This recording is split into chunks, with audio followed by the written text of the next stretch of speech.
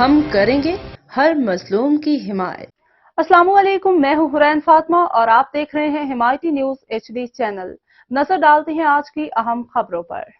موجودہ حکومت کے دوسرے ماہ بھی گندم کی درآمد جاری رہنے کا انکشاف ہوا ہے۔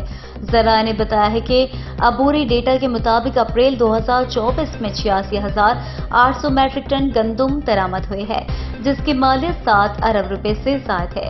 موجودہ حکومت کے پہلے 2 ماہ میں تقریباً 7,78,000 میٹرک ٹن گندم درآمد ہوئے ہے، جبکہ موجودہ حکومت کے پہلے ماہ 6,91,136 میٹرک ٹن گندم درآمد کی گئی ہے۔ سرکاری ڈیٹا کے مطابق مارچ 2024 میں 57 ارب 19 کروڑ 20 لاکھ کی گندم درآمد کی گئی ہے۔